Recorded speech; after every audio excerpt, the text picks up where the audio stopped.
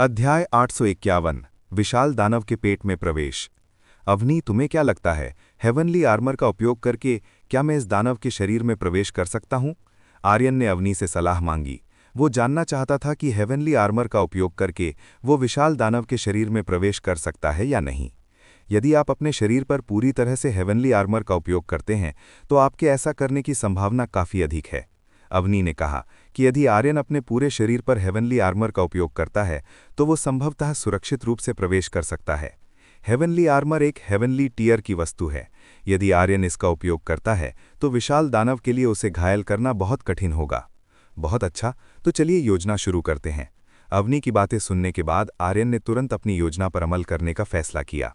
प्रिया, मैं इस बवंडर को नष्ट कर दूंगा। इस बवंडर के खत्म होने के बाद तुम तुरंत अपनी पूरी ताकत से दानव पर हमला करना। ऐसा करने के बाद तुरंत सुरक्षित स्थान पर पीछे हट जाना। आर्यन ने प्रिया को बताना शुरू किया कि उसे क्या करना चाहिए। ठीक है, मैं वैसा ही करूंगी जैसा आप कह रहे हैं। प्रिया ने तुरंत आर्यन की ओर सिर हिलाया। वो तुरंत वही करेगी जो आर्यन ने अभी कहा था। बहुत अच्छा, आर्यन ने प्रिया की ओर संतुष्टि से सिर हिलाया। प्रिया के साथ काम करना वास्तव में बहुत आसान था। आर्यन तुरंत इस बवंडर के केंद्र की ओर गया, जिसका इरादा इस बवंडर को उसके मूल से नष्ट करना था। हर तकनीक की एक कमजोरी होती है। इसमें वो बवंडर भी शामिल था जिसने वर्तमान में आर्यन और प्रिया को कैद कर रखा था। इस बवंडर की भी कोई कमजोरी होनी चाहिए जिसका उपयोग आर्यन इसे नष्ट करने के लिए कर सके। मिल गया। थोड़ी देर खोजने के बाद आर्यन को आखिरकार बवंडर का केंद्र मिल गया।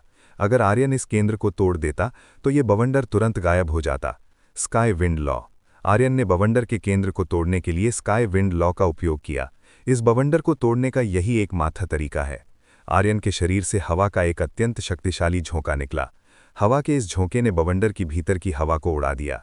जब बवंडर द्वारा थामे गए आधार का केंद्र ढह गया तो बवंडर तुरंत हवा में गायब हो गया। क्या? विशाल दानव काफी हैरान हुआ जब उसने अपने द्वारा बनाए गए बवंडर को गायब होते देखा। उसे पता नहीं चला कि क्या हुआ था। उसका बनाया हुआ बवंडर अचानक इस तरह गायब क्यों हो गया। प्रिया, अब। आर्यन ने प्रिया से अभी विशाल दानव पर हमला करने को कहा। प्रिया समझ गई। उसने तुरंत अपनी पूरी ताकत से विशाल दानव पर हमला किया।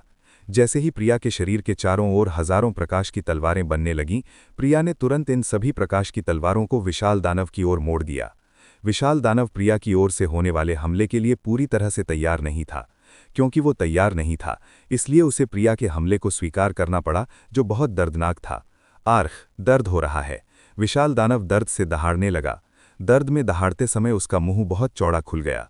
ये आर्यन के प्रवेश करने का मौका था। उसे अब और समय बर्बाद नहीं करना चाहिए। आर्यन ने अपनी विंड वेन्स फिर से खोल दी।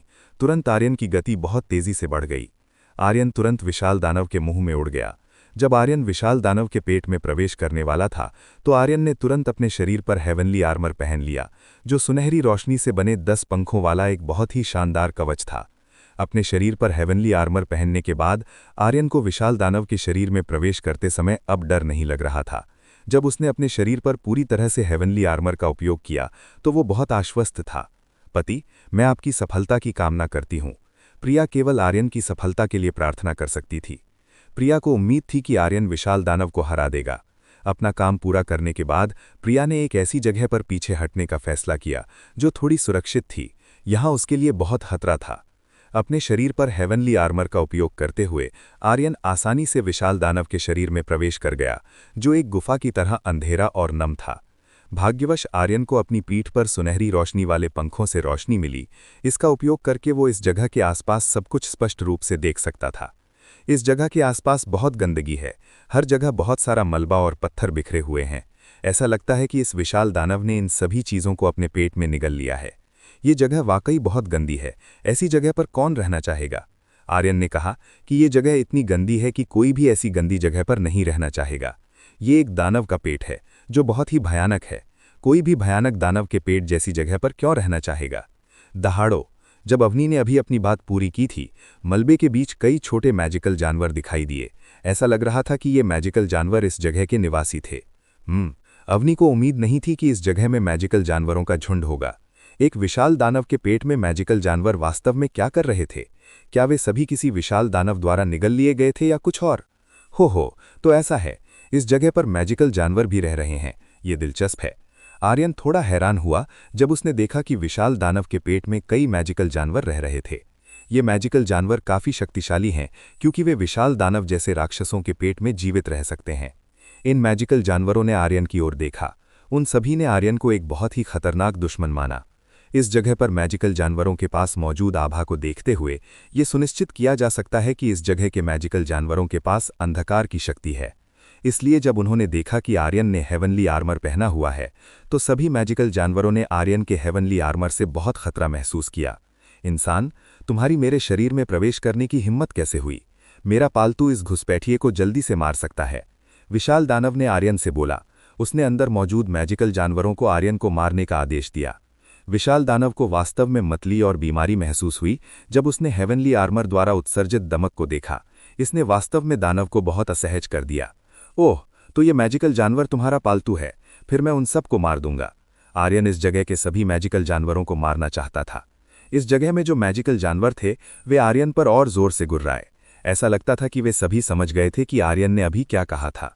क्या तुम मुझ पर माजिद हो? अगर तुम गुस्से में हो तो आगे बढ़ो। आर्यन ने उन सभी मैजिकल जानवरों को चुनौती दी जो इस जगह पर थे। जब आर्यन ने अभी अपनी बात पूरी की तो इस जगह पर मौजूद सभी मैजिकल जानवर तुरंत आर्यन की ओर झपटे। वे ऐसे लग रहे थे जैसे वे आर्यन पर हमला करके उसे मारना चाहते हों। ये देखकर आर्यन मुस्कुराया। ऐसा लगता है कि ये उसकी सोच से कहीं ज्यादा आसान होगा। इस जगह के मैजिकल जानवर काफी मूर्ख थे। वे आसानी से आर्यन की तीखी बातों से उत्तेजित हो गए। इस जगह पर मौजूद मैजिकल जानवरों का झुंड तुरंत आर्यन की ओर बढ़ा। वे सभी आर्यन पर मिलकर हमला करने का इरादा कर रहे थे। अध्याय 852 विशाल दानव की पराजय। धमाका धमाका धमाका धमाका धमाका धमाका। सभी जादुई जानवरों ने एक साथ इतनी पूरी ताकत से आर्यन पर हमला किया। जब सभी जादुई जानवरों ने आर्यन पर हमला किया तो इसके बजाय वे ही पीछे की ओर गिर गए। आर्यन हंसा जब उसने अपने ऊपर हमला करने वाले जादुई जानवरों को इस तरह उछलते हुए देखा। यह एक तमाशा जैसा बहुत मजेदार था। सभी जादुई जानवरों ने अपना सिर हिलाना शुरू कर दिया। अभी अभी लगे झटके के बाद वे सभी शक्कर महसूस कर रहे थे। लगभग सभी जादुई जानवरों को पता नहीं चला कि अभी क्या हुआ था। अचानक जब उन्होंने आर्यन पर हमला किया तो वे सभी एक अत्यंत भयानक शक्ति से उड़ गए। क्या तुम्हारे पास बस इतना ही है?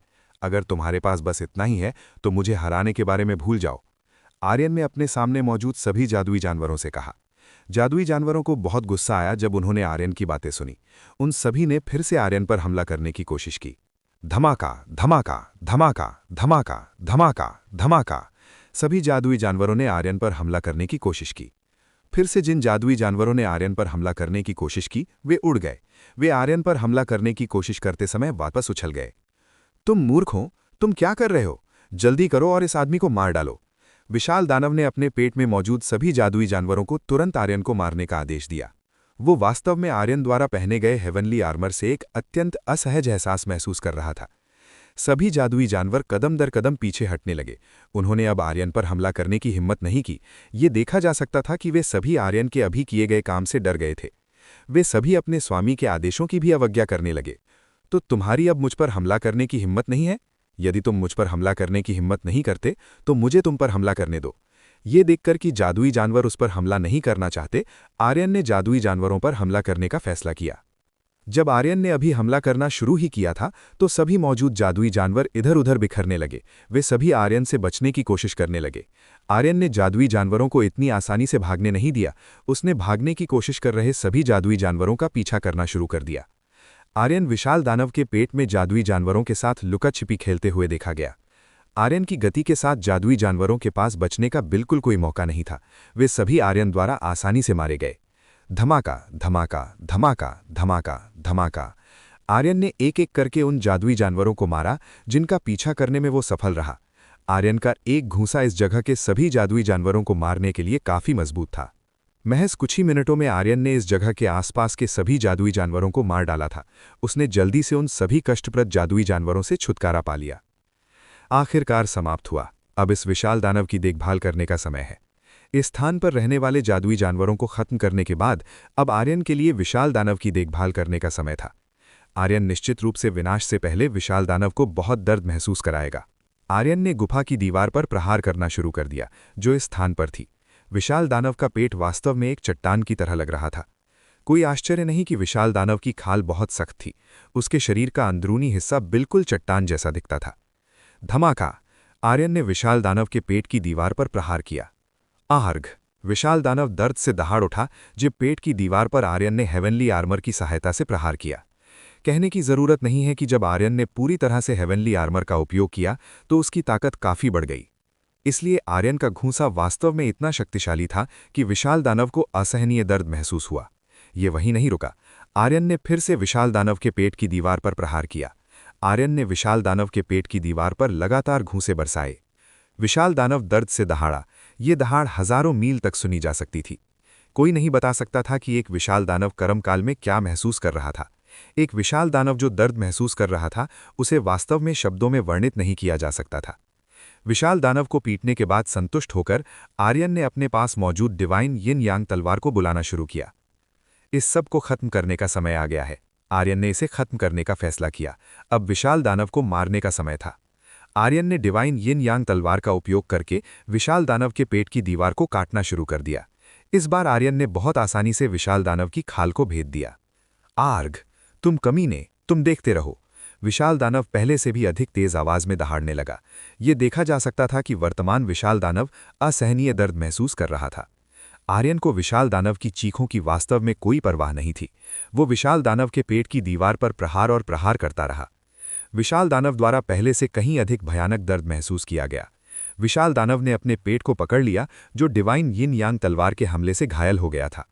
विशाल दानव ने अपने पेट पर ही प्रहार करने की कोशिश शुरू कर दी। वो आर्यन को बाहर से कुचलने की कोशिश कर रहा था। दुर्भाग्य से विशाल दानव जो कर रहा था वो निष्फल था।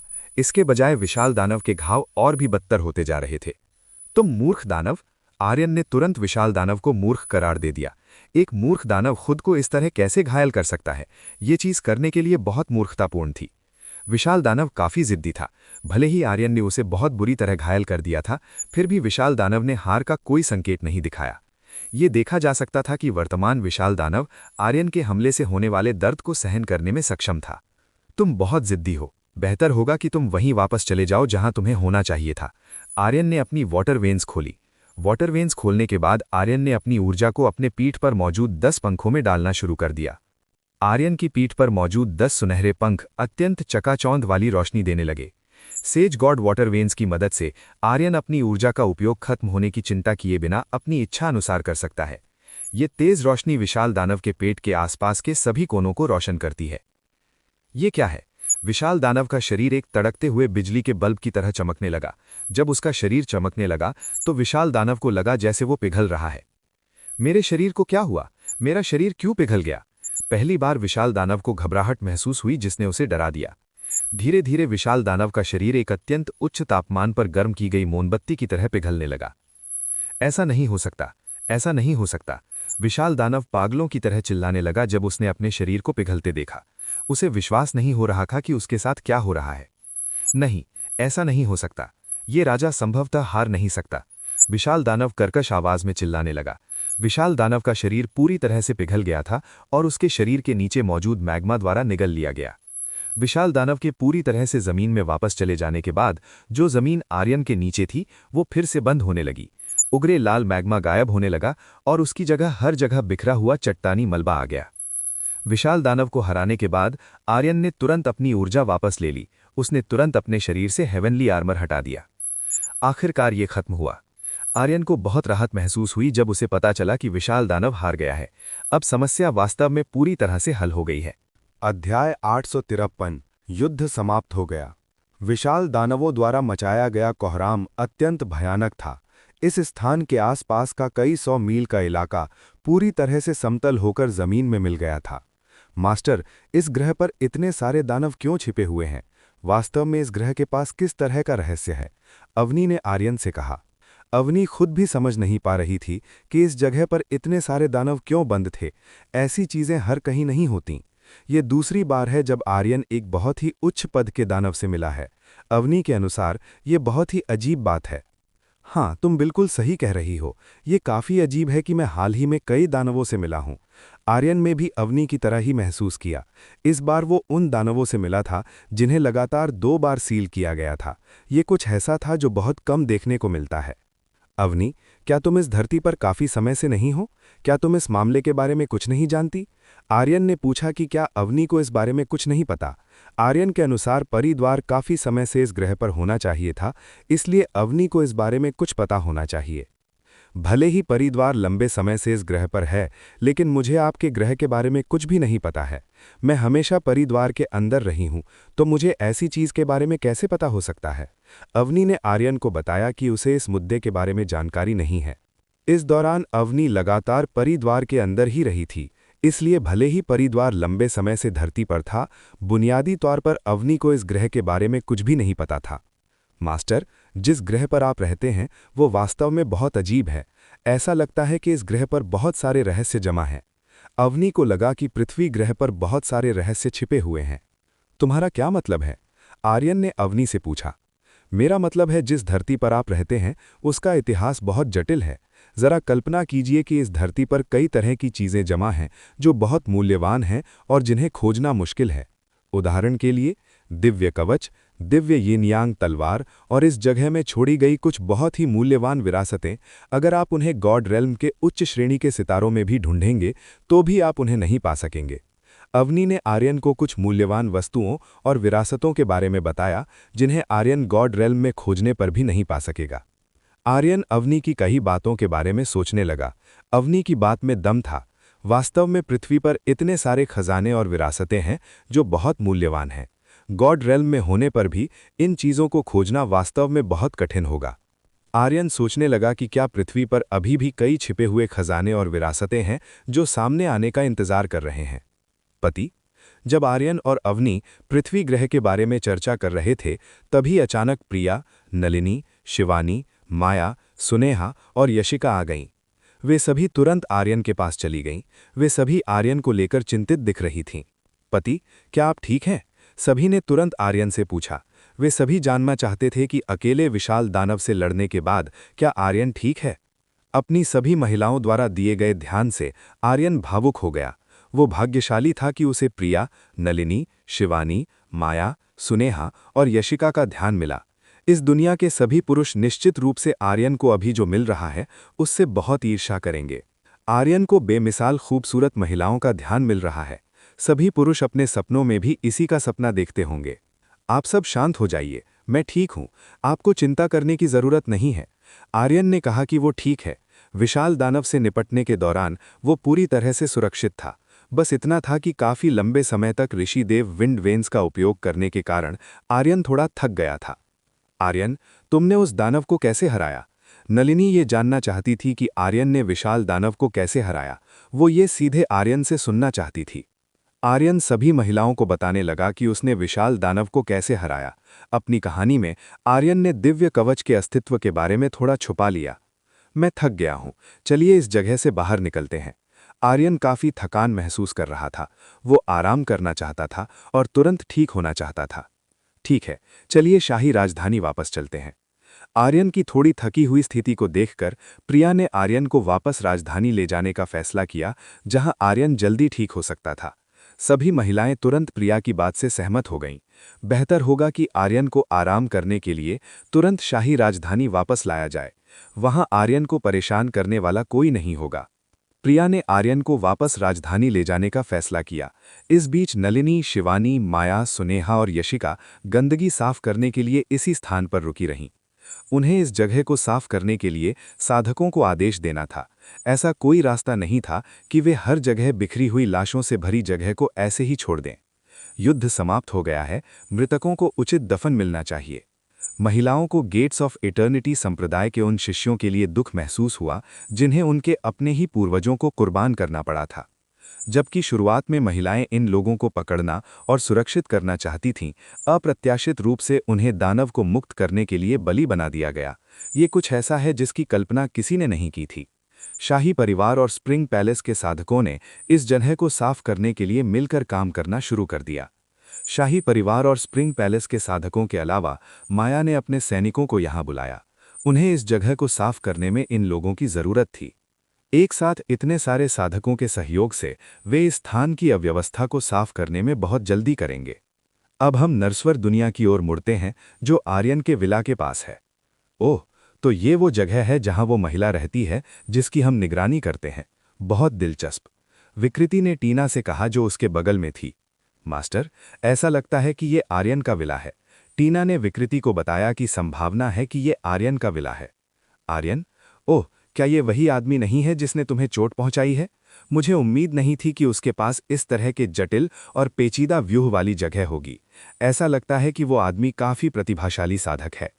इस विला के चारों ओर के व्यूह को देखकर विकृति ये निष्कर्ष निकाल सकती है कि आर्यन काफी प्रतिभाशाली है। यहाँ विकृति ने कई ऐसे व्यूह देखे जो उसने इस जीवन में पहले कभी नहीं देखे थे। मास्टर, वो आदमी वास्तव में वही आदमी है जिसने मुझे चोट पहुंचाई है। मैं बार बार बदला लेना चाहती हूँ। ये शर्म की बात है कि मेरे द्वारा किए गए सभी प्रयास बेकार रहे। टीना ने विकृति को बताया कि आर्यन से निपटने के लिए उसने जो भी प्रयास किए थे वे विफल रहे। अगर तुम आर्यन नाम के इस आदमी से निपटने में विफल रही हो तो ये कोई अजीब बात नहीं है। ऐसा लगता है कि वो बहुत स्मार्ट लड़का है। मुझे इस तरह के स्मार्ट मनुष्यों से खेलना काफी पसंद है। तुम सब कुछ अपनी शिक्षिका पर छोड़ दो, मैं इस आदमी की देखभाल करूंगी। विकृति को स्मार्ट मनुष्यों से निपटना काफी पसंद है। वो आर्यन जैसे स्मार्ट मनुष्यों के स्वाभिमान को कुचलना पसंद करती है। अध्याय 854। टीना और विकृति ने अपनी कार्रवाई शुरू की। मेरी मदद करने के लिए मास्टर आपका बहुत बहुत धन्यवाद। टीना वास्तव में बहुत खुश थी जब उसने सुना कि विकृति आर्यन की देखभाल करने में उसकी मदद करने के लिए तैयार है। इसने टीना का काम आसान कर दिया। टीना को लगा कि वो एक तीर से दो निशाने साध रही है। वीना से बदला लेने के अलावा टीना आर्यन से भी बदला ले सकती थी। ये कुछ ऐसा था जिसकी टीना ने बहुत पहले से आशा की थी। अंत में अब उसके पास आर्यन से बदला लेने का मौका था। विकृति जल्द ही आर्यन को एक ऐसे आवारा की तरह बना देगी जो उससे माफी की भीख मांगेगा। ठीक है, तो पहले रीना नाम की महिला को पकड़ते हैं। हम उस महिला को अपने लिए बंधक बना सकते हैं। विकृति पहले से ही रीना के अपहरण की योजना बना रही थी। विकृति का इरादा रीना को बंधक बनाकर आर्यन को निराशा की खाई में गिराने का था। कई दिनों तक रीना का निरीक्षण करने के बाद विकृति इस निष्कर्ष पर पहुंची थी कि इस महिला और आर्यन नाम के पुरुष के बीच संबंध बहुत गहरा होना चाहिए। ये लीना से देखा जा सकता था जो अकेले होने पर अक्सर आर्यन का नाम लेती थी। ठीक है, टीना ने तुरंत विकृति की ओर सिर हिलाया।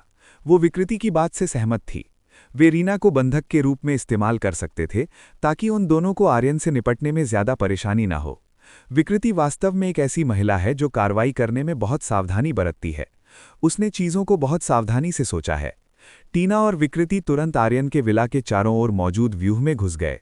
विकृति के कल्टीवेशन बेस के साथ उसे विला के चारों ओर के व्यूह को तोड़ने में थोड़ी परेशानी हुई।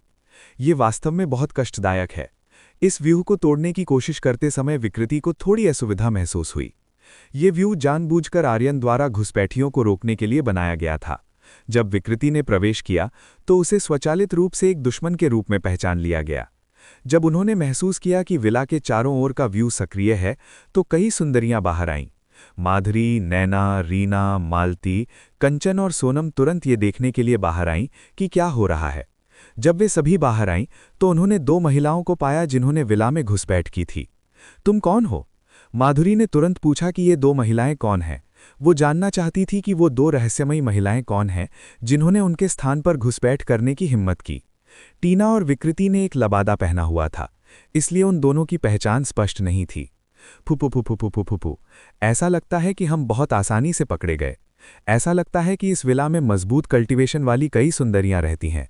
विकृति हंसी जब उसने खुद को इस विला में रहने वाली महिला द्वारा खोजा हुआ पाया। आर्यन के विला के क्षेत्र में प्रवेश करने के बाद विकृति को एहसास हुआ कि इस विला में काफी उच्च कल्टीवेशन बेस वाले बहुत सारे साधक थे। विकृति सोचने लगी कि ये विला नरस्वर दुनिया में एक छिपे हुए संप्रदाय का आधार था। विकृति अपने सामने मौजूद सुंदरियों को एक एक करके देखने लगी। इन महिलाओं की सुंदरता वास्तव में तरकीन थी। विकृति को यह भी स्वीकार करना पड़ा कि वो माधुरी, नैना, रीना, मालती, कंचन और सोनम से बहुत दूर के स्तर पर थी। विकृति को यह स्वीकार करना पड़ा कि जब उसने माधुरी, नैना, रीना, मालती, कंचन और सोनम की सुंदरता देखी तो उसे थोड़ी जलन हुई। मैं एक बार फिर पूछती हूँ, तुम कौन हो और तुम इस जगह में घुसपैठ क्यों करना चाहती हो? माधुरी ने टीना और विकृति से फिर से पूछा। माधुरी में अभी भी धैर्य था, इसलिए उसने अपने सामने मौजूद टीना और विकृति पर तुरंत हमला नहीं किया। अलावाजी, माधुरी ने विला के क्षेत्र में घुसाए दो रहस्यमयी लोगों में से एक से बहुत खतरनाक एहसास महसूस किया। माधुरी की अंतरात्मा ने उसे बताया कि विकृति एक बहुत खतरनाक महिला थी। माधुरी ने इन घुसपैठियों से निपटने के दौरान सावधान रहने की कोशिश की। वो कार्रवाई करने में बहुत जल्दबाजी नहीं करना चाहती थी। ये उसके और उसके आसपास की बहनों के लिए हानिकारक हो सकता था। तुम्हें ये जानने की जरूरत नहीं है कि मैं कौन हूं। मुझे तुम में से केवल एक से काम है। विकृति ने माधुरी, नैना, रीना, मालती, कंचन और सोनम के सामने अपनी पहचान उजागर करने से इनकार कर दिया। वो अपने दुश्मनों के सामने इतनी जल्दी खुद को उजागर नहीं करना चाहती थी। अपने दुश्मनों के सामने रहस्यमयी बने रहने में ज्यादा मजा आएगा। माधुरी, नैना, रीना, मालती, कंचन और सोनम अपनी भौएं चढ़ाने लगीं। वे विकृति के आए जवाब से वास्तव में बहुत असंतुष्ट थीं। चोर, हम तुम्हें गिरफ्तार करेंगे और तुमसे पूछताछ करेंगे। नैना बहुत असंतुष्ट थी जब उसने विकृति की बातें सुनी। विला में घुसने की हिम्मत करने के अलावा ये महिला उन सभी के सामने अत्यधिक अहंकारी व्यवहार कर रही थी। इससे महिलाएं विकृति और टीला से बहुत नाराज हो गईं। क्या तुम्हें यकीन है कि तुम मुझे पकड़ सकती हो? क्यों ना तुम इसे आजमा लो? फुफुफू। विकृति हंसी जब उसने सुना कि नैना ने अभी क्या कहा था। माधुरी, नैना, रीना, मालती, कंचन और सोनम विकृति के अहंकार से और भी नाराज हो रही थीं। ये महिला वास्तव में बहुत अहंकारी थी। दूसरी ओर टीना वर्तमान में चुप थी। उसे उम्मीद नहीं थी कि इस घर में असाधारण सुंदरता वाली कई महिलाएं रहती होंगी। इन महिलाओं के पास स्पष्ट रूप से ऐसी सुंदरता थी जो उससे और उसकी मास्टर से कहीं अधिक थी। ये क्या बकवास है? आर्यन के विला में इतनी सारी सुंदर महिलाएं क्यों रह रही हैं? क्या वे सभी आर्यन की महिलाएं हैं? टीना वास्तव में आर्यन को समझ नहीं पा रही थी। आर्यन के पास एक साथ इतनी सारी सुंदर महिलाएं कैसे हो सकती हैं? अलावाजी, माधुरी, नैना, रीना, मालती, कंचन और सोनम इतनी अद्भुत सुंदरियां थीं। इन्हें इस दुनिया में आसमान से उतरी अप्सराओं के रूप में वर्णित किया जा सकता है। सब लोग आइए इस महिला से लड़ने के लिए मिलकर काम करें। मुझे लगता है कि यह महिला बहुत मजबूत और बहुत खतरनाक है। माधुरी ने नैना, रीना, मालती, कंचन और सोनम को विकृति के खिलाफ मिलकर काम करने के लिए आमंत्रित किया। माधुरी को लगा कि अगर वे सहयोग नहीं करती हैं तो उनके लिए विकृति के खिलाफ जीतना मुश्किल होगा। नैना, रीना, मालती, कंचन और सोनम ने माधुरी की ओर सिर हिलाया। उन्हें विकृति के खिलाफ जीतने के लिए वास्तव में मिलकर काम करना होगा। आगे बढ़ो, मैं देखना चाहती हूं कि तुम सबके पास किस प्रकार की क्षमताएं हैं। क्या तुम लोगों के पास वास्तव में कोई क्षमता है या सिर्फ एक सुंदर बेकार फूलदान? विकृति ने माधुरी, नैना, रीना, मालती, कंचन और सोनम को चुनौती दी। विकृति ने माधुरी, नैना, रीना, मालती, कंचन और सोनम को बेकार फूलदान कहकर उनका अपमान करने में संकोच नहीं किया। माधुरी, नैना, रीना, मालती, कंचन और सोनम विकृति की बातें सुनकर तुरंत गुस्सा नहीं हुई। उनमें से कोई भी विकृति द्वारा किए जा रहे प्रोत्साहन में नहीं फंसेगा। माधुरी, नैना, रीना, मालती, कंचन और सोनम को पहले से ही एहसास हो गया था कि विकृति उन सभी को गुस्से में उकसा रही है ताकि वे अपना कंट्रोल खो दें। अध्याय 855 विकृति के विरुद्ध। यदि ऐसा होता तो ये माधुरी, नैना, रीना, मालती, कंचन और सोनम के लिए एक हार होती। विकृति ने अपनी भौहें थोड़ी ऊपर उठाईं जब उसने देखा कि माधुरी, नैना, रीना, मालती, कंचन और सोनम उसकी बातों से उकसाई नहीं गईं। ये स्पष्ट था कि ये महिलाएं बहुत चतुर थीं। ऐसा लग रहा था कि वो अपनी बातों से माधुरी, नैना, रीना, मालती, कंचन और सोनम को उत्तेजित नहीं कर सकती थी। माधुरी, नैना, रीना, मालती, कंचन और सोनम विकृति की सोच से कहीं अधिक समझदार थीं। माधुरी पहली महिला थी जिसने विकृति पर हमला करने का निर्णय लिया। माधुरी के ठीक पीछे सोनम और मालती थीं जो विकृति पर हमला कर रही माधुरी की मदद करने का इरादा रखती थीं। विकृति चुप नहीं रही जब उसने देखा कि माधुरी, मालती और सोनम क्या करने की कोशिश कर रही थीं। विकृति ने अपने चारों ओर एक हवा की बाधा बनाई। इस हवा की बाधा का उद्देश्य माधुरी, मालती और सोनम के आने को रोकना था। Blue moon shadow blink. Madhuri ने अपनी तकनीक ब्लू मून शैडो ब्लिंक का उपयोग किया। जब माधुरी ने इस तकनीक का उपयोग किया तो वो तुरंत विकृति के शरीर के पीछे पहुंच गई। माधुरी ने अपने पास मौजूद अवसर को गंवाया नहीं, उसने तुरंत अपने हाथ में मौजूद नीली जेट तलवार का उपयोग करके विकृति की पीठ पर वार किया। चीरा। नीली जेट तलवार ने विकृति की पीठ को काट दिया। विकृति को माधुरी के बारे में बिल्कुल पता नहीं चला, जो पहले से ही उसके शरीर के पीछे थी। माधुरी बिना पता चले ही वहां पहुंच गई थी। विकृति का लबादा तुरंत माधुरी की नीली जेट तलवार से कट गया। माधुरी का हमला विकृति के शरीर को केवल थोड़ा सा खरोच ही सका। वो इतनी जल्दी मेरे पीछे कैसे पहुंच गईं? विकृति को वास्तव में समझ नहीं आया कि माधुरी इतनी जल्दी उसके पीछे कैसे पहुंच गई थी। माधुरी ने तो उसके द्वारा बनाई गई हवा की बाधा को भी बड़ी आसानी से तोड़ दिया था। तुम्हारी मुझे पीठ में छुरा घोंपने की हिम्मत कैसे हुई? मैं तुम्हें इसका पछतावा कराऊंगी। विकृति माधुरी द्वारा अभी किए गए काम से काफी नाराज थी। माधुरी ने वास्तव में खुद को पीठ में इस तरह से मारने की हिम्मत की थी जिसके बारे में विकृति को पता भी नहीं चला। विकृति ने अपनी हथेलियां उठाना शुरू किया। वो अपने शरीर के पीछे मौजूद माधुरी को थप्पड़ मारने का इरादा रख रही थी। Blue moon shadow blink. Madhuri ने फिर से सुरक्षित स्थान पर जाने के लिए ब्लू मून शैडो ब्लिंक का उपयोग किया, जो विकृति के हमले की सीमा से बाहर था। धमाका। विकृति का हमला ब्लू मून शैडो ब्लिंक तकनीक द्वारा बनाई गई परछाइयों पर लगा। विकृति को वास्तव में एहसास नहीं हुआ कि उसने जिस पर अभी हमला किया वो माधुरी की जगह ली गई सिर्फ एक परछाई थी। उसे पूरा यकीन था कि उसका हमला माधुरी को लगा है, जबकि माधुरी ने विकृति का ध्यान भटकाया था। ये मालती और सोनम के लिए विकृति पर हमला करने का एक अच्छा अवसर था। Ice phoenix explosion. मालती ने बर्फ की एक मूर्ति बनाई जो बर्फ के फीनिक्स के समान थी। मालती द्वारा बनाई गई आइस फीनिक्स की मूर्ति ऐसी लग रही थी जैसे उसमें अपनी जान हो। ये आइस फीनिक्स मूर्ति तुरंत विकृति की ओर बढ़ी, जो माधुरी पर ध्यान केंद्रित कर रही थी। धमाका। जब आइस फीनिक्स की मूर्ति विकृति से टकराई तो एक अत्यंत शक्तिशाली बर्फ का विस्फोट हुआ। इस विस्फोट ने विला के आसपास के क्षेत्र को बर्फ में जमा दिया। विकृति का शरीर बर्फ से ढक गया था। विकृति मालती द्वारा उत्कृष्ट रूप से तराशी गई एक मानवीय मूर्ति की तरह लग रही थी। जबकि विकृति बर्फ में फंसी हुई थी, सोनम ने विकृति पर हमला करने के इस अवसर का लाभ उठाया। Shadow dance. सोनम ने अपने तितली चाकू का उपयोग करना शुरू किया ताकि वो विकृति को छुरा घोंप सके। सोनम ने बिल्कुल भी नरमी नहीं बरती, वो अपनी पूरी ताकत का उपयोग कर रही थी। सोनम को उम्मीद है कि उसका हमला उसके सामने मौजूद विकृति को मार सकता है। झुब। सोनम बहुत ही सटीक तरीके से विकृति को छुरा घोंपने में सफल रही। कड़क। जब सोनम विकृति को छुरा घोंपने में सफल रही तो विकृति के शरीर को ढकने वाली बर्फ फटने लगी और टुकड़ों में टूट गई। ये देखा जा सकता था कि माधुरी, मालती और सोनम द्वारा अभी किए गए संयुक्त हमले से विकृति के शरीर पर केवल थोड़ी सी खरोंच ही आई थी। तुम लोग सच में बहुत कष्टदायक हो। विकृति ने अब अपना धैर्य खोना शुरू कर दिया था। उसे विश्वास नहीं हो रहा था कि माधुरी, मालती और सोनम के हमले उसे खरोंच सकते हैं। भले ही उनकी ताकत में अंतर बहुत अधिक था, लेकिन माधुरी, मालती और सोनम ने जो कल्टीवेशन तकनीक सीखी थी वो विकृति की तुलना में बहुत उच्च स्तर की थी। इसलिए विकृति से लड़ते समय माधुरी और मालती के पास अभी भी प्रतिरोध करने की क्षमता थी। हमारे हमले केवल उसे खरोच ही सकते हैं। ऐसा लगता है कि ये महिला हमारी कल्पना से कहीं अधिक मजबूत है। माधुरी का अंदाजा सही था। विकृति वास्तव में काफी मजबूत साधक है। विकृति माधुरी, मालती और सोनम की ओर झपटी। उसका इरादा उन पर हमला करने का था।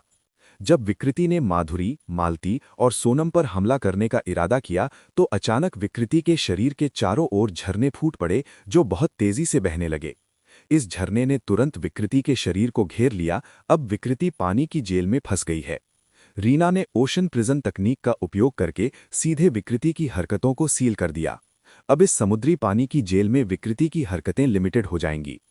रीना द्वारा बनाई गई पानी की जेल के अंदर होने पर विकृति को थोड़ी कठिनाई महसूस हुई। इस पानी की जेल के अंदर का दबाव बहुत अधिक था। यदि साधारण मनुष्यों को रीना की पानी की जेल के भीतर कैद कर दिया जाता तो ये निश्चित था कि उनके शरीर तुरंत चकनाचूर होकर बिखर जाते। भाग्यवश विकृति का कल्टीवेशन स्तर इतना ऊंचा था कि पानी के दबाव से वास्तव में उसकी जान को खतरा नहीं हुआ। विकृति ने अपने चारों ओर मौजूद पानी से छुटकारा पाने के लिए अपनी हवा की शक्ति का उपयोग किया। जैसे ही विकृति अपने चारों ओर मौजूद पानी से छुटकारा पाना चाहती थी, विकृति को अपनी चेतना थोड़ी धुंधली महसूस हुई। विकृति को लगा कि वो होश खोने वाली है। ये कंचन का काम था। कंचन ने विकृति के दिमाग को नियंत्रित करने के लिए अपनी पर्पल तितली से मिली विरासत का उपयोग किया। निरंतर अभ्यास के दौलत कंचन अपनी विरासत से मिली पर्पल तितली को बहुत स्वतंत्र रूप से उपयोग कर सकती थी। जब तक दूसरे पक्ष का दिमाग कमजोर और लापरवाह है, तब तक कंचन तुरंत हस्तक्षेप कर सकती है और विरोधी पक्ष के विचारों को नियंत्रित कर सकती है। अफसोस की बात यह है कि विकृति का दिमाग काफी मजबूत था। कंचन को इस महिला के विचारों को नियंत्रित करने में थोड़ी कठिनाई हुई। कंचन अभी जो कर सकती थी वो केवल विकृति को कमजोर और असहाय बनाना था, ताकि वो ऐसी स्थिति पैदा कर सके जहां अन्य महिलाएं स्वतंत्र रूप से विकृति पर हमला कर सकें। नैना, माधुरी, मालती और सोनम ने रीना और कंचन द्वारा बनाए गए अंतराल का लाभ उठाया। उन सभी ने मिलकर अपनी पूरी ताकत का उपयोग करके विकृति पर हमला किया। Rain goddess flower petals, blue moon light, ice phoenix explosion, hurricane vortex. Naina, Madhuri, Malti और सोनम ने इस तकनीक में अपनी पूरी ताकत लगा दी। अध्याय 856 खतरनाक जहर 1 धमाका। नैना, माधुरी, मालती और सोनम द्वारा किए गए हमले विकृति पर बहुत सटीक तरीके से लगे। विकृति के पास मौजूद टीना, नैना, माधुरी, रीना, मालती, कंचन और सोनम द्वारा छोड़ी गई तकनीक से आए विस्फोट की लहर की चपेट में आकर दूर जा गिरी। मास्टर! टीना तुरंत विकृति का नाम लेकर चिल्लाई। वो काफी चिंतित थी कि कहीं विकृति इन सामने आई खूबसूरत महिलाओं से हार न जाए। यदि विकृति हार गई तो टीना के पास आर्यन और रीना से निपटने के लिए अब कोई सहारा नहीं बचेगा। टीना नहीं चाहती थी कि ऐसा हो। उसे वास्तव में उम्मीद थी कि विकृति जीवित रह सके और माधुरी, नैना, रीना, मालती, कंचन और सोनम के खिलाफ जीत सके। क्या हम सफल हुए? माधुरी, नैना, रीना, मालती, कंचन और सोनम ये सोचने लगीं कि अभी उन्होंने जो हमला किया था उसने विकृति पर विजय प्राप्त की या नहीं। चूंकि विस्फोट से निकले धुएं ने विकृति, माधुरी, नैना, रीना, मालती, कंचन और सोनम के शरीरों को घेर लिया था, इसलिए वे देख नहीं पा रही थीं कि विकृति हार गई है या नहीं। उन सभी को ये जानने के लिए धुएं के पूरी तरह से छटने का इंतजार करना पड़ा कि विकृति हारी है या नहीं। धुआं धीरे धीरे छटने लगा। जैसे ही धुआं छटना शुरू हुआ, माधुरी, नैना, रीना, मालती, कंचन और सोनम धुएं के बीच खड़े एक व्यक्ति की छाया देख सकती थीं। उन सभी द्वारा किए गए संयुक्त हमले को झेलने के बाद भी विकृति पराजित नहीं लग रही थी। अभी विकृति ने जो कपड़े पहने थे वे पूरी तरह से टुकड़ों टुकड़ों में टूट गए थे। ये कहा जा सकता था कि विकृति वर्तमान में नग्न थी। इसके अलावा माधुरी, नैना, रीना, मालती, कंचन और सोनम के संयुक्त हमले के जोरदार प्रभाव के कारण विकृति के बाल बिखरे हुए थे। ये देखकर कि उसकी मास्टर ठीक है, टीना ने बहुत राहत महसूस की। ऐसा लग रहा था कि उसे विफलता के बारे में चिंता करने की जरूरत नहीं है। उसकी मास्टर बहुत मजबूत थी। आर्यन की महिलाएं उसकी मास्टर को हरा नहीं पाएंगी। जब उसके द्वारा पहने गए कपड़े चकनाचूर हो गए तो विकृति ने तुरंत नए कपड़े नहीं पहने। विकृति अपने नग्न शरीर को प्रदर्शित करते हुए बहुत शांत दिख रही थी। विकृति को वास्तव में उम्मीद नहीं थी कि माधुरी, नैना, रीना, मालती, कंचन और सोनम द्वारा किए गए संयुक्त हमले इतने महान होंगे। ये क्या बकवास है? मैं इन महिलाओं के सामने खुद को कमजोर क्यों महसूस कर रही हूं? क्या यहां कुछ गलत है? विकृति को लगा कि उसके साथ कुछ गलत है। वो माधुरी, नैना, रीना, मालती, कंचन और सोनम के हमलों का सामना करते समय बहुत कमजोरी महसूस कर रही थी। भले ही उनकी ताकत में अंतर काफी अधिक था, लेकिन ताकत के इस अंतर के साथ माधुरी, नैना, रीना, मालती, कंचन और सोनम उसका कुछ नहीं बिगाड़ सकती थीं। विकृति इस स्थान के चारों ओर मौजूद व्यूह को देखने लगी। ऐसा लगता है कि इस स्थान के आसपास के व्यूह ही विकृति की ताकत के कमजोर होने का कारण है। मैं समझ गई, तो ये यहाँ मौजूद व्यूह के प्रभाव के कारण है और वे सभी बहुत मजबूत हैं। विकृति अंततः इस मामले पर एक अच्छे निष्कर्ष पर पहुंची। सबसे अधिक संभावना है कि उसके कमजोर होने का कारण ये था कि वो इस व्यूह के भीतर थी। विकृति को इस स्थान के आसपास के व्यूह को नष्ट करना होगा ताकि वो स्वतंत्र रूप से इन खूबसूरत महिलाओं के खिलाफ लड़ सके। ये काम नहीं आया। ये कामुक महिला वास्तव में बहुत मजबूत है। माधुरी ने अपने बगल में मौजूद सभी महिलाओं से कहा। ये देखकर कि उनके संयुक्त हमले असफल रहे, सभी महिलाएं बेहद निराश थीं। बहन माधुरी, बेहतर होगा कि हम पति द्वारा छोड़े गए व्यूह संरचना का उपयोग करें। ऐसा लगता है कि इस महिला से लड़ने का हमारे पास यही एकमात्र तरीका है। नैना ने माधुरी से कहा कि वे उनके लिए आर्यन द्वारा छोड़ी गई रक्षात्मक व्यूह संरचना का उपयोग करें। उस व्यूह संरचना के साथ उनके पास विकृति के खिलाफ जीतने का मौका था। क्या हमें उस चीज का उपयोग करने की आवश्यकता है? माधुरी ने रीना, मालती, कंचन और सोनम से पूछा। वो जानना चाहती थी कि क्या उन्हें विकृति के खिलाफ अभी रक्षात्मक व्यूह का उपयोग करना चाहिए। मैं बहन नैना की बात से सहमत हूं। हमें पति द्वारा छोड़ी गई व्यूह शक्ति का उपयोग करना चाहिए। सभी महिलाएं नैना की बात से सहमत थीं। अगर इसी तरह चलता रहा तो वे जीत नहीं पाएंगी। विकृति इतनी शक्तिशाली थी कि उनके द्वारा किए गए संयुक्त हमले भी विकृति पर अधिक प्रभाव नहीं डाल सके। यदि वे इसी तरह लड़ती रहीं तो देर सवेर वे निश्चित रूप से विकृति के हाथों हार जाएंगी। माधुरी, नैना, रीना, मालती, कंचन और सोनम ने इस स्थान पर मौजूद व्यूह संरचनाओं को एक्टिवेट करना शुरू कर दिया, जिनमें से प्रत्येक एक एक व्यूह संरचना को नियंत्रित कर रही थीं। विकृति, जो व्यूह संरचना पर हमला करना चाहती थी, तुरंत अपनी जगह पर रुक गई। उसे अपने चारों ओर एक भयानक दबाव महसूस हुआ। क्या हुआ? विकृति थोड़ा भ्रमित थी कि क्या हो रहा है। अचानक उसके शरीर पर एक भयानक दबाव पड़ा। इसके अलावा वहां कई आग के गोले, बर्फ के गोले और कई उड़ने वाली तलवारों के प्रहार थे जो विकृति की ओर बढ़ रहे थे। अपने शरीर पर पड़ रहे दबाव के कारण विकृति अपनी ओर आ रहे हमलों से बच नहीं सकी। धमाका, धमाका, धमाका, धमाका, चीरा। विकृति का शरीर लगातार हो रहे हमलों की चपेट में आ गया। इस बार के हमले का विकृति पर बहुत बड़ा प्रभाव पड़ा। व्यूह द्वारा किए गए हमले से विकृति का शरीर गंभीर रूप से घायल हो गया था। कमीने! विकृति को अपने शरीर के दर्द को सहना पड़ा। अभी हुए हमले से उसके शरीर के कुछ हिस्से आंशिक रूप से झुलस गए थे। विकृति जमीन से उठी। माधुरी, नैना, रीना, मालती, कंचन और सोनम को बहुत शक्तिशाली कातिलाना निगाहों से घूरने लगी। वर्तमान विकृति माधुरी, नैना, रीना, मालती, कंचन और सोनम पर वास्तव में क्रोधित है। आप सभी पहली महिलाएं हैं जो मुझे इस स्थिति में डाल सकीं। आपने जो किया है उसका भुगतान आपको करना होगा। विकृति ने माधुरी, नैना, रीना, मालती, कंचन और सोनम से कहा। इन महिलाओं को उसके साथ किए गए व्यवहार का भुगतान करना होगा। विकृति ने अपनी स्टोरेज रिंग से कुछ निकालना शुरू किया। विकृति ने एक बोतल निकाली जिसमें एक काला तरल था जो गाढ़ा और भयानक लग रहा था। माधुरी, नैना, रीना, मालती, कंचन और सोनम भ्रमित थीं कि विकृति क्या चाहती है। वे सोचने लगीं कि विकृति अभी क्या करने की कोशिश कर रही है। विकृति ने बोतल का ढक्कन खोलना शुरू किया जो एक काले तरल से भरी हुई थी जो भयानक लग रहा था। उसने बोतल में जमा तरल को फेंकने के लिए अपनी हवा की शक्ति का उपयोग किया। सब लोग सावधान रहें। सोनम तुरंत सबके आगे बढ़ी। उसने विकृति द्वारा अभी फेंके गए तरल को रोकने के लिए एक विशेष अवरोध बनाया। विकृति द्वारा फेंके गए उस तरल ने सोनम द्वारा बनाए गए अवरोध को इतनी आसानी से तोड़ दिया। ये तरल सीधे सोनम के शरीर पर लगा। सोनम का शरीर, जिस पर काले तरल का प्रहार हुआ था, तुरंत थोड़ा काला पड़ गया।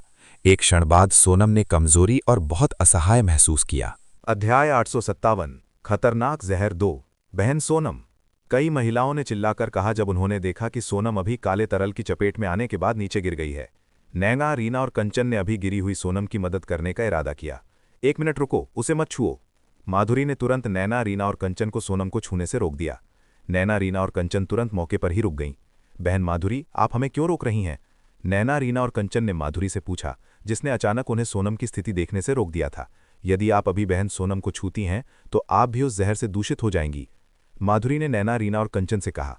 माधुरी को पहले ही एहसास हो गया था कि विकृति ने अभी जिस काले तरल का उपयोग किया था वो एक अत्यंत खतरनाक जहर था।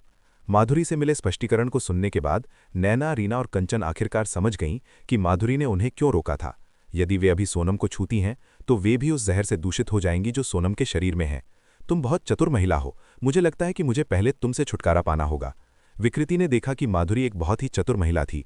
माधुरी जैसी महिला विकृति के लिए बहुत कष्टप्रद बात थी। इसीलिए विकृति ने पहले माधुरी को हराने का इरादा किया। विकृति ने फिर से अपने हाथ में बोतल उठाई। बोतल में मौजूद काले तरल को माधुरी पर छोड़ने का इरादा किया। जब विकृति ने बोतल में मौजूद जहर को माधुरी पर छोड़ने का इरादा किया, तभी अचानक एक अग्नि बाण ने उसके हाथ की बोतल को चकनाचूर कर दिया। उसके हाथ में मौजूद बोतल टूट गई और जहर विकृति के हाथ पर लग गया। आर! विकृति चिल्लाई, क्योंकि जहरीला तरल उसके हाथ पर लग गया था। जहरीला तरल लगते ही विकृति का हाथ तुरंत काला पड़ गया। जहर तेजी से फैला। जहर विकृति के पूरे हाथों में फैलने लगा। देखते ही देखते विकृति का शरीर जहर से भर गया। मीनल आसमान से नीचे उतरी। वो माधुरी, नैना, रीना, मालती, कंचन और सोनम के ठीक सामने उतरी। क्या आप सब ठीक हैं? मीनल ने माधुरी, नैना, रीना, मालती, कंचन और सोनम की परिस्थितियों के बारे में पूछा। बहन मीनल, ये बहुत बुरा है। बहन सोनम एक बहुत ही खतरनाक जहर के संपर्क में आ गई है। माधुरी ने तुरंत मीनल को समझाया कि क्या हुआ था। मीनल ने तुरंत सोनम की स्थिति देखी। उसने पाया कि सोनम का शरीर कई जगहों पर काला पड़ गया था। मीनल ने तुरंत कार्यवाही की। उसने तुरंत सोनम के रक्त प्रवाह को रोक दिया ताकि जहर तेजी से न फैले। जब मीनल ने सोनम के शरीर को छुआ तो उसने पाया कि सोनम के शरीर का जहर उसके अंदर प्रवेश करने की कोशिश कर रहा था। ये देखकर मीनल ने तुरंत अपने हाथों में रक्त के प्रवाह को रोक दिया। मीनल को बिल्कुल भी अंदाजा नहीं था कि विकृति ने सोनम को जहर देने के लिए किस तरह के जहर का इस्तेमाल किया था। विकृति ने जिस जहर का इस्तेमाल किया था वो बहुत अजीब था और मीनल ने उसे पहले कभी नहीं देखा था। मीनल ने तुरंत अपना ध्यान विकृति की ओर लगाया। जब मीनल ने अपना ध्यान विकृति की ओर लगाया तो उसने देखा कि विकृति का शरीर पूरी तरह से काला पड़ चुका था। सोनम की तरह विकृति भी जमीन पर गिर पड़ी और बेहोश हो गई। विकृति की हालत सोनम से कहीं ज्यादा खराब थी। वो सोनम की तुलना में अधिक जहर का संपर्क में आई थी। टीना अपनी मास्टर की ऐसी हालत देखकर बहुत डर गई। उसकी मास्टर ऐसी लग रही थी जैसे वो मर रही हो और मौत के कगार पर हो। ये बुरा है, मुझे इस जगह से निकल जाना चाहिए। ये महसूस करते हुए कि विकृति अब ज्यादा कुछ नहीं कर सकती, टीना ने तुरंत इस जगह से जाने का फैसला किया। उसकी महान मास्टर पहले ही भयानक स्थिति में थी। अगर टीना इस जगह पर बनी रहती तो संभावना थी कि माधुरी, नैना, रीना, मालती, कंचन और मीनल द्वारा उसे सजा दी जाती। तुम कहाँ जा रही हो? हम में से एक को घायल करने के बाद तुम ऐसे ही जाना चाहती हो? टीना को इस जगह से भागते देख मीनल तुरंत टीना को रोकने के लिए गई। मीनल को टीना को बेहोश करने के लिए केवल अपने स्वयं के दबाव का उपयोग करना ही आवश्यक था, क्योंकि मीनल ने अभी अभी डिवाइन नेसेंट रेलम के प्रवेश स्तर में प्रवेश किया था। मीनल के पास जो दबाव था वो टीना को आसानी से बेहोश कर सकता था। विकृति वर्तमान में जहर के कारण खराब स्थिति में है, जबकि टीना अब बेहोश है। बहन मीनल, बहन सोनम की स्थिति कैसी है? क्या उसे अभी भी बचाया जा सकता है? नैना ने सोनम की स्थिति के बारे में पूछा। सोनम की सबसे करीबी व्यक्ति होने के नाते नैना सोनम की स्थिति को लेकर बहुत चिंतित थी। उसकी स्थिति काफी खराब है। मुझे नहीं पता कि उस महिला ने किस तरह के जहर का इस्तेमाल किया। निश्चित रूप से उस महिला का जहर बहुत खतरनाक और बहुत संक्रामक है। आप में से कोई भी बहन सोनम के शरीर को छूना नहीं चाहेगा। मीनल ने माधुरी, नैना, रीना, मालती, कंचन को सोनम को हुए जहर के खतरों के बारे में बताया। तो अब हमें क्या करना चाहिए? यदि हम कुछ नहीं करते हैं तो बहन सोनम के जीवन को खतरा हो सकता है।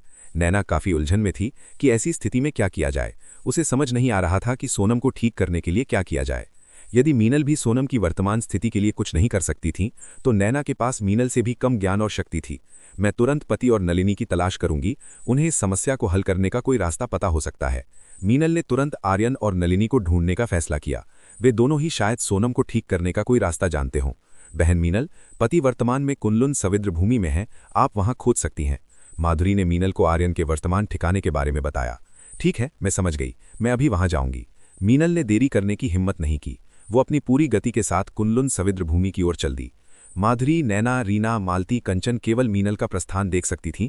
उन सभी को आशा थी कि मीनल जल्द से जल्द इस स्थान पर वापस आएगी। हमें इन दो लोगों का क्या करना चाहिए? कंचन जानना चाहती थी कि टीना और विकृति का क्या किया जाए। आइए देखते हैं कि दूसरी इंट्रूडर कौन है। रीना दूसरी इंट्रूडर की पहचान के बारे में बहुत उत्सुक थी। रीना तुरंत टीना की ओर गई। उसने टीना द्वारा पहने गए लबादे को खोलना शुरू किया। जब रीना ने टीना का लबादा खोला तो उसने पाया कि इस लबादे में जो महिला थी वो टीना थी। रीना काफी हैरान थी जब उसने देखा कि लबादे के पीछे जो व्यक्ति था वो टीना थी। ये पता चला कि इस सब के पीछे का मास्टरमाइंड टीना थी, जो आर्यन की पूर्व प्रेमिका थी। माधुरी, नैना, रीना करीब आने लगी। वे दोनों जानना चाहती थीं कि विकृति किसके साथ थी। क्या ये आर्यन की पूर्व प्रेमिका नहीं थी? तो इस सब के पीछे वही थी। अध्याय 858। मीनल, तुम यहाँ क्यों हो? माधुरी को बहुत गुस्सा आया जब उसे पता चला कि इस सब के पीछे की महिला टीना थी। इस जगह की लगभग सभी महिलाएं निश्चित रूप से टीना के बारे में जानती हैं। वे सभी जानती हैं कि टीना वो महिला है जिसने आर्यन को तब छोड़ दिया था जब आर्यन मुसीबत में था। ये महिला वास्तव में आर्यन के लिए मुसीबतें खड़ी कर रही थी। इससे सभी महिलाएं टीना पर क्रोधित हो गईं। काश आर्यन ने उन्हें टीना को अनदेखा करने के लिए ना कहा होता। माधुरी, नैना और रीना ने बहुत पहले ही टीना को सबक सिखा दिया होता। ये महिला वास्तव में बहुत दुष्ट है। भले ही आर्यन दयालु रहा है और उसने उसे कई बार जाने दिया है। रीना माधुरी की बात से पूरी तरह सहमत थी। टीना वास्तव में एक बहुत ही दुष्ट महिला है। टीना जैसी महिला अब पश्चाताप का अवसर दिए जाने के योग्य नहीं है। क्या यह आवश्यक है कि मैं उसे अपने पास मौजूद अमर बर्फ यानी इटर्नल आइस में जमा दूं? मालती आई और उसने माधुरी, नैना और रीना से कहा। मालती ने टीना को सील करने के लिए अमर बर्फ तकनीक का उपयोग करने की स्वयं सेवा की। अमर बर्फ तकनीक के साथ टीना हमेशा के लिए जम जाएगी और जब तक कोई उसे जानबूझकर मुक्त नहीं करता तब तक वो पिघल नहीं पाएगी। माधुरी, नैना और रीना ने एक दूसरे की ओर देखा। वे सोचने लगीं कि क्या उन्हें टीना के साथ ऐसा कुछ करना चाहिए। कुछ देर चर्चा करने के बाद माधुरी, नैना और रीना आखिरकार एक फैसले पर पहुंची। वे सभी मालती की बात से सहमत थीं। वे टीना को अमर बर्फ में सील कर सकती हैं ताकि टीना अब उनके लिए मुसीबत खड़ी न कर सके। अगर वे टीना को फिर से जाने देते हैं तो टीना निश्चित रूप से अनावश्यक परेशानी पैदा करना जारी रखेगी। इसे दोहराने के बजाय माधुरी, नैना और रीना ने टीना को एक दूर के स्थान पर सील करने का फैसला किया जहां उसे कोई भी न ढूंढ पाए। बहन मालती, हम सभी आपकी बात से सहमत हैं। आइए इस महिला को आपकी अमर बर्फ में सील कर दें। माधुरी ने कहा कि वे सभी मालती के सुझाव से सहमत हैं। माधुरी, नैना, रीना और मालती उस स्थान के बारे में चर्चा करने लगीं जहां उन्हें अमर बर्फ का उपयोग करके टीना को सील करना चाहिए। एक संक्षिप्त चर्चा के बाद हर कोई अंततः टीना को एक दूर दराज के स्थान पर सील करने के लिए सहमत हो गया, जहां लोग कम ही आते जाते थे। इस काम के लिए पहाड़ को एक अच्छी जगह माना गया। वहां कोई भी टीना के अस्तित्व को नहीं ढूंढ पाएगा। माधुरी और मालती उस शहर से कुछ दूर एक सुदूर पहाड़ पर गईं।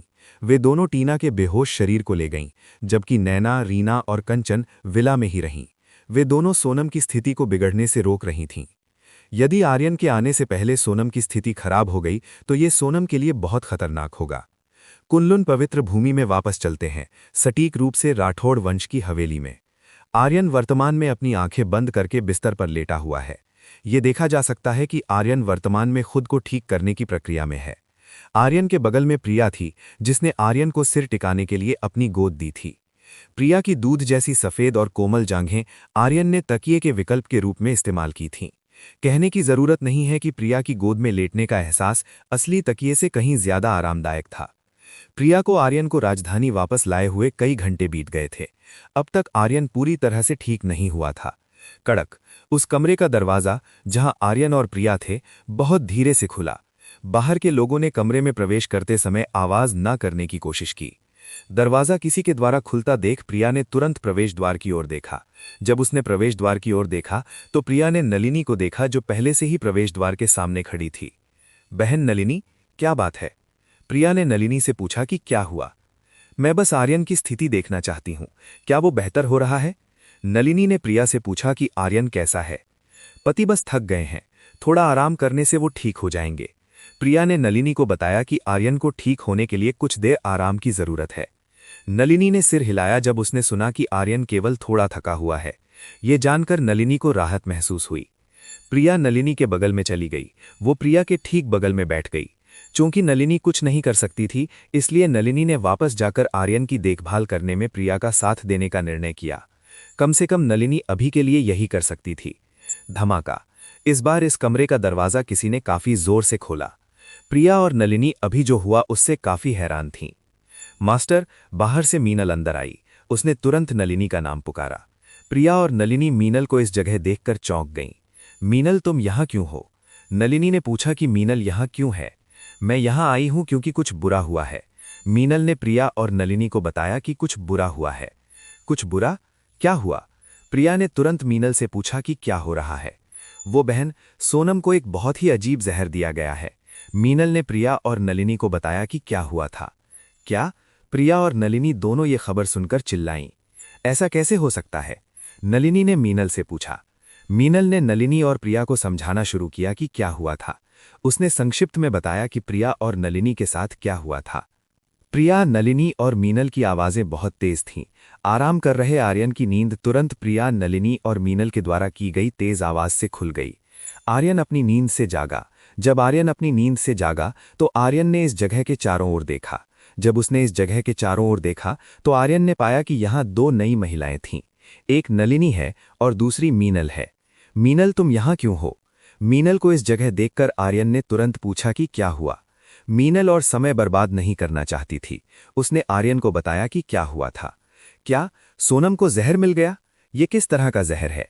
आर्यन ने तुरंत सोनम को हुए जहर के बारे में पूछा। पति, मुझे नहीं पता। बहन, सोनम को हुआ जहर वास्तव में अजीब है। यहां तक कि उसे छूने मात्र से मैं भी दूषित हो गई। मीनल ने अपना वो हाथ दिखाना शुरू किया जिसका उपयोग उसने पहले सोनम को छूने के लिए किया था। जब मीनल ने अपना हाथ उठाया तो आर्यन, प्रिया और नलिनी मीनल का हाथ देख सकते थे, जो थोड़ा काला था। आर्यन और प्रिया को बिल्कुल भी अंदाजा नहीं था कि मीनल इस समय किस तरह के जहर से पीड़ित थीं। अध्याय 859 गॉड स्लॉटर पॉइजन। मीनल, मुझे इसे देखने दो। आर्यन तुरंत प्रिया की गोद से उठा। वो तुरंत मीनल की स्थिति देखने के लिए गया। आर्यन, मास्टर, वहीं रुक जाओ। जब आर्यन मीनल की स्थिति देखना चाहता था तो नलिनी और अवनी ने एक साथ आर्यन को रोकने की कोशिश की। क्या गलत है? आर्यन ने तुरंत नलिनी और अवनी से पूछा, जिन्होंने उसे रोका था। आर्यन, ये गॉड स्लॉटर पॉइजन नाम का जहर है। ये एक ऐसा जहर है जो बहुत खतरनाक है, और अगर आप इसे थोड़ा सा भी छूते हैं तो ये बहुत घातक होता है। नलिनी ने आर्यन से कहा कि मीनल के हाथों में जो जहर है वो एक प्रकार का जहर है जो बहुत घातक था। क्या? आर्यन चौंक गया जब उसने सुना कि नलिनी ने अभी क्या कहा था। उसे अभी अभी ऐसे जहर के बारे में पता चला था। नलिनी, ये किस प्रकार का गॉड स्लॉटर पॉइजन है? आर्यन उस गॉड स्लॉटर पॉइजन के बारे में जानना चाहता था जिसके बारे में नलिनी ने अभी बात की थी। आर्यन, ये देवताओं के युग के दौरान पीछे छोड़ा हुआ एक बहुत ही खतरनाक जहर है। इस जहर के बारे में यहां तक कहा जाता है कि ये एक देवता को भी मार सकता है। नलिनी ने आर्यन को गॉड स्लॉटर पॉइजन के बारे में बताना शुरू किया। नलिनी की बात सुनकर आर्यन दंग रह गया। उसे उम्मीद नहीं थी कि मीनल इतनी खतरनाक चीज की चपेट में आ जाएगी। तो फिर इसे कैसे ठीक किया जाए? आर्यन ने मीनल के शरीर में मौजूद गॉड स्लॉटर पॉइजन को ठीक करने का तरीका पूछा। आर्यन का सवाल सुनकर नलिनी चुप लग रही थी।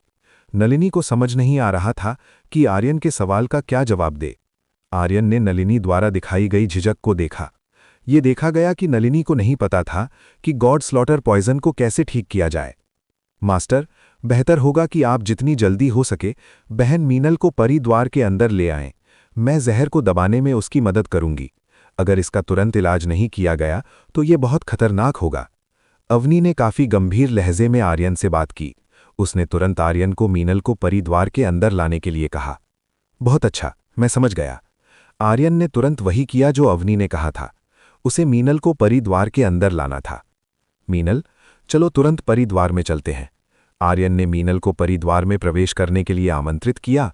वहां अवनी के पास इससे निपटने का एक तरीका था। पति, बेहतर होगा कि आप जाकर बहन सोनम की स्थिति देखें। उनकी वर्तमान स्थिति मेरी तुलना में बहुत खराब है। मीनल ने आर्यन से सोनम की स्थिति को करीब से देखने के लिए कहा। सोनम की स्थिति अभी उसकी तुलना में बहुत खराब थी। मैं समझता हूं। मैं जल्द ही वापस आऊंगा और सोनम की स्थिति देखूंगा। प्रिया, कृपया मीनल को परिद्वार के अंदर ले जाओ। मैं सोनम की स्थिति देखने के लिए नश्वर दुनिया में वापस जाऊंगा। आर्यन ने प्रिया को मीनल को परिद्वार के अंदर ले जाने के लिए कहा, जबकि आर्यन खुद नश्वर दुनिया में सोनम की स्थिति देखेगा। बहुत अच्छा, आप ये मामला मुझ पर छोड़ सकते हैं। आप अभी नश्वर दुनिया में जा सकते हैं। प्रिया समझ गई। वो मीनल को परिद्वार के अंदर ले जाएगी। बहुत अच्छा, फिर मैं सब कुछ आप पर छोड़ता हूं। आर्यन ने प्रिया द्वारा दिए गए उत्तर पर संतुष्टि में सिर हिलाया। अब आर्यन अपने विला में वापस जा सकता है और सोनम की स्थिति देख सकता है। आर्यन, मैं तुम्हारे साथ आऊंगी। नलिनी ने आर्यन के साथ आने का फैसला किया। वो जानना चाहती थी कि ये गॉड स्लॉटर पॉइजन कहां से आया है। ठीक है, जब नलिनी उसके साथ आना चाहती थी तो आर्यन को कोई आपत्ति नहीं थी। आर्यन और नलिनी तुरंत इस कमरे से बाहर निकल गए। आर्यन के जाने के बाद प्रिया तुरंत मीनल को मदद के लिए परिद्वार के अंदर ले गई। इसी बीच आर्यन ने तुरंत अपना गहरा संदूक निकाला। इस संदूक का उपयोग करके शहर वापस जाने का इरादा था। उस मामले में आर्यन ज्यादा समय बर्बाद नहीं करना चाहता था। उसे तुरंत वहां जाना था जहां सोनम थी। आर्यन नलिनी को गहरे संदूक पर ले आया। उन दोनों के गहरे संदूक पर सवार होने के बाद आर्यन ने तुरंत इस संदूक को नश्वर दुनिया की ओर संचालित किया। ये संदूक पूरी गति से चल रहा था। ऐसी गति के साथ ये निश्चित था कि आर्यन और नलिनी जल्द ही उसके विला में पहुंच जाएंगे। इसी बीच आर्यन के विला की स्थिति। नैना, रीना और कंचन ने सोनम की स्थिति की निगरानी करना जारी रखा। उन दोनों ने पुष्टि की कि सोनम ठीक हो जाएगी। समय समय पर सोनम की स्थिति खराब होती जा रही थी। आप देख सकते हैं कि समय के साथ सोनम की स्थिति धीरे धीरे बिगड़ने लगी थी। पति यहां क्यों नहीं आए? नैना सोनम की स्थिति को लेकर और भी ज्यादा चिंतित हो रही थी। वो प्रार्थना कर रही थी कि आर्यन जल्द से जल्द वापस आ जाए। गड़गड़ाहट। जब नैना प्रार्थना कर रही थी, उसने क्षितिज की दिशा से आने वाली काफी तेज गर्जना सुनी। क्षितिज की दिशा से कोई देख सकता था कि एक गहरा संदूक बहुत तेजी से इस दिशा में आ रहा था। नैना स्वाभाविक रूप से इस गहरे संदूक से परिचित थी। ये स्पष्ट था कि ये वो संदूक था जो आर्यन का था। नैना ये जानकर बहुत खुश हुई कि आर्यन वापस आ गया है। उसने पहले जो प्रार्थना की थी उसका उत्तर बहुत जल्दी मिल गया। विला के शीर्ष पर पहुंचने के बाद आर्यन और नलिनी तुरंत नीचे उतरे। वे दोनों तुरंत सोनम के पास पहुंचे, जिसका लगभग पूरा शरीर काला पड़ चुका था। पति, जब आर्यन नीचे आया तो नैना, रीना और कंचन ने उसका स्वागत किया। पति, जल्दी से अभी बहन सोनम की स्थिति देखें। चिंतित अभिव्यक्ति के साथ नैना ने आर्यन से तुरंत सोनम की स्थिति देखने के लिए कहा। नैना, शांत हो जाओ, मैंने सोनम के साथ जो हुआ उसके बारे में सुना है। आर्यन ने नैना को शांत करने की कोशिश की, जो सोनम को लेकर चिंतित दिख रही थी। जब आर्यन ने सुना कि क्या हुआ था तो नैना को राहत मिली। उसे उम्मीद थी कि आर्यन उस जहर का इलाज कर सकता है जो सोनम के शरीर में था। आर्यन तुरंत सोनम के पास गया। उसने सोनम की स्थिति देखी, जिसका शरीर काला पड़ चुका था। अगर आर्यन जितनी जल्दी नहीं आता तो निश्चित रूप से सोनम की अब मदद नहीं की जा सकती थी। अवनी, क्या मेरे लिए सोनम को परिद्वार के अंदर लाना संभव है? आर्यन ने पूछा कि क्या वो सोनम को परिद्वार के अंदर ला सकता है। सोनम अभी तक पूरी तरह से आर्यन की महिला नहीं थी, इसलिए उसने सोचा कि क्या वो सोनम को परिद्वार के अंदर ला सकता है। दुर्भाग्य से ये संभव नहीं है। परिद्वार का लेवल अभी इतना पर्याप्त नहीं है कि वो बाहरी महिला को परिद्वार में ला सके, जो अभी तक पूरी तरह से आर्यन की महिला नहीं थी। जब आर्यन ने यह सुना तो वो काफी निराश हुआ। वो काफी निराश था कि वो परिद्वार के लेवल को बढ़ाने में धीमा था। अध्याय 860 7 रंगों वाला जीवन का फूल। मास्टर, आपको चिंता करने की जरूरत नहीं है। भले ही आप इस महिला को परिद्वार के अंदर नहीं ला सकते, फिर भी आप मेरे पास मौजूद शाश्वत स्लीपिंग बॉक्स नामक वस्तु का उपयोग करके उसे बचा सकते हैं। मैं इसे आपको दे दूंगी। अवनी ने आर्यन से कहा कि उसके पास एक तरीका है। आर्यन नहीं जानता था कि अवनी उसे क्या देने की कोशिश कर रही थी। उसे बिल्कुल अंदाजा नहीं था कि शाश्वत स्लीपिंग बॉक्स क्या है। अवनी ने आर्यन को ताबूत जैसी कोई चीज दी। अजीब बात यह थी कि अवनी द्वारा दिया गया वो संदूक बर्फ से बना था और उसके चारों ओर कुछ अजीब नक्काशी थी। आर्यन ने शाश्वत स्लीपिंग बॉक्स का ढक्कन खोला। जब आर्यन ने शाश्वत स्लीपिंग बॉक्स का ढक्कन खोला तो उसने पाया कि शाश्वत स्लीपिंग बॉक्स के अंदर बर्फ का कोहरा था, जिसने शाश्वत स्लीपिंग बॉक्स की सामग्री को ढका हुआ था। ये क्या है? आर्यन ने अवनी से अपने सामने मौजूद शाश्वत स्लीपिंग बॉक्स के बारे में पूछा। मास्टर, ये शाश्वत स्लीपिंग बॉक्स है। ये चीज उस व्यक्ति के समय को धीमा कर सकती है जो इसमें सोता है। यदि आप सोनम को इसके अंदर रखते हैं तो वो कुछ समय के लिए ठीक रहेगी। अवनी ने शाश्वत स्लीपिंग बॉक्स के बारे में समझाना शुरू किया। शाश्वत स्लीपिंग बॉक्स एक ऐसा बिस्तर है जो इसमें सोने वाले व्यक्ति के लिए समय को धीमा कर सकता है। अवनी का स्पष्टीकरण सुनकर आर्यन ने तुरंत सोनम को शाश्वत स्लीपिंग बॉक्स में डाल दिया। आर्यन ने सोनम को उठाने और शाश्वत स्लीपिंग बॉक्स में डालने के लिए अपनी ताकत का इस्तेमाल किया। सोनम के पूरी तरह से अंदर जाने के बाद आर्यन ने आखिरकार शाश्वत स्लीपिंग बॉक्स का ढक्कन बंद कर दिया। आर्यन ने काफी राहत महसूस की जब उसने पुष्टि कर ली कि सोनम फिलहाल के लिए सुरक्षित है। अवनी, मीनल की स्थिति कैसी है? क्या वो ठीक है? आर्यन ने मीनल की परिस्थितियों के बारे में पूछा। बहन, मीनल वर्तमान में ठीक है। मैंने उनके शरीर में जहर को सील कर दिया है, इसलिए फिलहाल वो सुरक्षित रहेंगी। अवनी ने आर्यन को बताया कि उसने मीनल के शरीर में जहर को अस्थायी रूप से सील कर दिया है। ये सुनकर आर्यन को राहत मिली कि मीनल भी ठीक है। अंततः आर्यन कुछ समय के लिए शांति महसूस कर पा रहा था। पति, सोनम की स्थिति कैसी है? नैना, रीना और कंचन आर्यन के पास आईं। उन सभी ने पूछा कि सोनम ठीक है या नहीं। आप सभी शांत हो जाइए। फिलहाल के लिए सोनम ठीक है। आपको अब चिंता करने की जरूरत नहीं है। आर्यन ने नैना, रीना और कंचन को बताया कि सोनम ठीक है। नैना, रीना और कंचन को यह सुनकर राहत मिली कि सोनम ठीक है। पति, क्या आपके पास बहन सोनम को ठीक करने का कोई तरीका है? नैना ने पूछा कि क्या आर्यन के पास सोनम को ठीक करने का कोई तरीका है? उस मामले में मैं अवनी से पूछूंगा। आर्यन नहीं जानता था कि सोनम और मीनल के शरीर में मौजूद गॉड स्लॉटर पॉइजन को कैसे ठीक किया जाए। उसे अवनी की जरूरत थी कि वो उसे बताए कि सोनम और मीनल के शरीर में मौजूद गॉड स्लॉटर पॉइजन को कैसे ठीक किया जाए। अवनी, क्या तुम्हारे पास सोनम और मीनल के शरीर में मौजूद जहर को ठीक करने का कोई तरीका है? आर्यन ने अवनी से पूछा। मेरे पास गॉड स्लॉटर पॉइजन को ठीक करने का एक तरीका है, लेकिन आपको एक औषधीय सामग्री की आवश्यकता है जो बहुत दुर्लभ है और जिसे खोजना काफी कठिन है। अवनी ने आर्यन से कहा। गॉड स्लॉटर पॉइजन को ठीक करने का अवनी के पास एक तरीका था। समस्या ये थी कि ऐसा करने के लिए एक बहुत ही दुर्लभ औषधीय सामग्री की आवश्यकता थी। मुझे बताओ कि तुम्हें किन सामग्रियों की आवश्यकता है, शायद मैं तुम्हारी मदद कर सकूं। आर्यन ने कहा कि सोनम और मीनल के शरीर में गॉड स्लॉटर पॉइजन को ठीक करने के लिए किन सामग्रियों की आवश्यकता है। उस सामग्री को 7 रंगों वाला जीवन का फूल कहा जाता है। अवनी ने आर्यन को सोनम और मीनल को ठीक करने के लिए आवश्यक औषधीय सामग्रियों के बारे में बताया। 7 रंगों वाला जीवन का फूल। आर्यन काफी धीमी आवाज में बड़बड़ाया। अवनी, मुझे 7 रंगों वाला जीवन का फूल लगभग कहाँ से मिलेगा? आर्यन ने पूछा कि उसे 7 रंगों वाला जीवन का फूल कहाँ से मिलेगा, जिसके बारे में अवनी ने अभी बताया था। ये सामग्री ऐसी है जिसे गॉड रेल्म में भी खोजना बहुत कठिन है। केवल एक ही जाति है जो 7 रंगों वाला जीवन का फूल उगा सकती है। वो जाति महान एल्फ जाति है।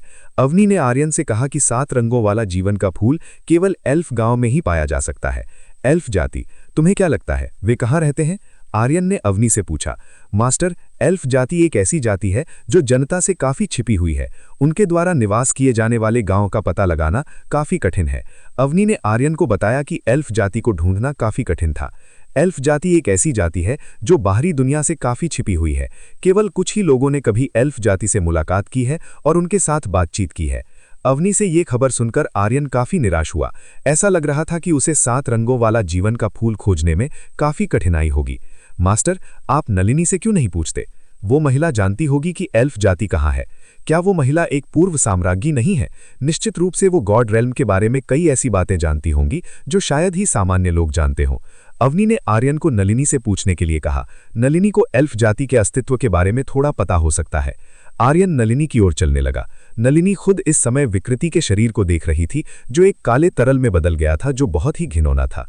यदि आर्यन ने सोनम की मदद करने में देरी की होती तो सोनम का भी वही हश्र होता जैसा विकृति का हुआ, जिसका शरीर गॉड स्लॉटर पॉइजन के कारण पिघल गया था।